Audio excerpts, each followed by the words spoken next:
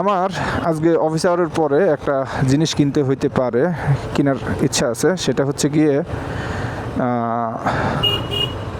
ওকে, সেটা হচ্ছে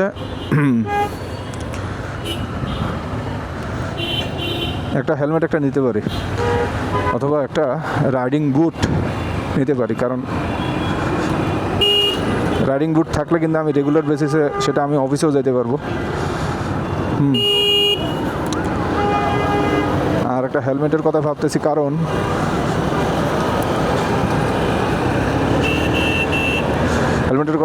কারণ ধরেন এই যে সিটিতে রেগুলার বেসিসে আমি আমার এই এমটি হেলমেটটা ইউজ করতেছি, এটাতে আমার সমস্যা নাই, ভালো হেলমেট।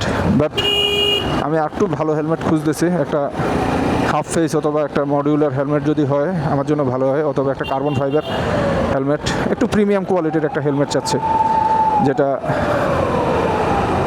মানে হেল্প করবে আমার রেগুলার জার্নিতে।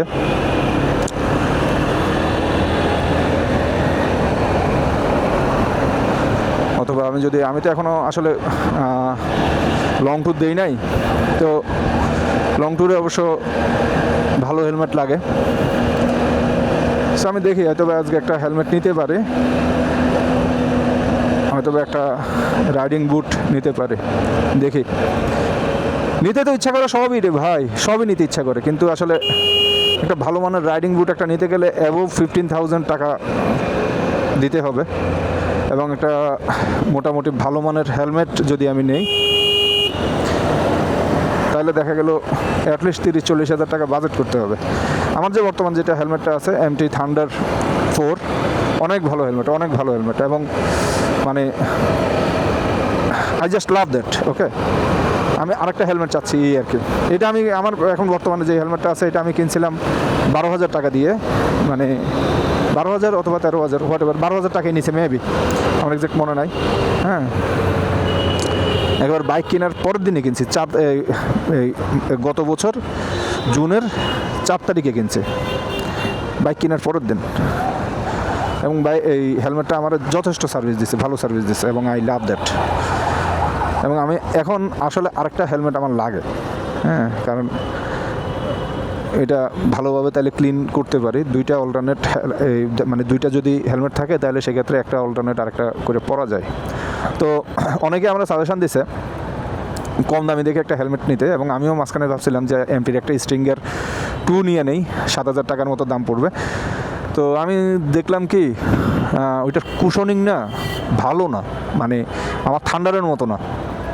তো এখন আমি ধরুন থান্ডার ইউজ করতে অভ্যস্ত, 1 বছর ধরে টানা আমি থান্ডার এটাই ইউজ করতেছি। তো এখন যদি আমি স্ট্রিঙ্গার নেই তাহলে এটা আমার কাছে ভাল লাগবে না। আপনি যে জিনিসটা আপনি ভালো খাবার খাইতে অভ্যস্ত, কারণ আপনি হঠাৎ করে কি আপনি মানে কম ভালো খাবার আপনি খাইতে পারবেন না। তো আমি স্ট্রিঙ্গার 2-কে আমি অবশ্যই খারাপ হেলমেট বলতেছি না, কারণ ম্যাক্সিমাম পাবলিক এটাই কিনে, ম্যাক্সিমাম বাইকের স্ট্রিঙ্গার 2-ই কিনে। হ্যাঁ, এবং এটা অনেক ভালো হেলমেট, রেগুলার বেসিসে ইউজ করার জন্য এটা ঠিক আছে। বাট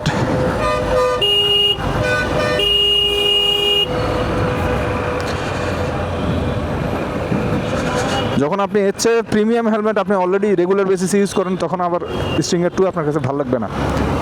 এটা হচ্ছে রিয়েলিটি। ওকে, এটা আপনার মানতেই হবে। তো আর এই কারণে আসলে আর চিন্তা করতেছি ওই কম দামে অনেকগুলো হেলমেট না কিনে একটা ভালো মানের, একটা ভালো দামের একটা হেলমেট কিনবো, যেটা সিটিতেও আমি ইউজ করতে পারি এবং হাইওয়েতেও যেন আমি ইউজ করতে পারি। তো আমার ইসের মধ্যে মানে ফুল ফেস যদি হেলমেট আমি নেই, তবে সেক্ষেত্রে আমি নেওয়ার ইচ্ছা আছে, ড্রাগন নেওয়ার ইচ্ছা আছে, LS2 ড্রাগন, অথবা শার্কের মানে এন্ট্রি লেভেলের কোনো হেলমেট নেওয়ার ইচ্ছা আছে। শার্কেরগুলোর তো দাম অনেক বেশি, অথবা এমটির কার্বন ফাইবারের মানে ভালো যেগুলা অ্যাবোভ 30,000, ওইরকম একটা নেওয়ার ইচ্ছা আছে। দেখি কি হয়, নেওয়ার ইচ্ছা আছে এখন, কিন্তু টাকা খরচ করার ইচ্ছা নাই। যাই হোক, সো এনিওয়ে আমি আমার অফিসের কাছাকাছি চলে আসছি। আপনাদের সাথে আমার পরে আলাপ হবে অন্য দিন, অন্য কোনো সময়, অন্য কোনো রাইডে। এখন ভালো থাকেন, সুস্থ থাকেন, পরের ভিডিওতে আবার আপনাদের সাথে দেখা হবে। Tata, bye bye and piece.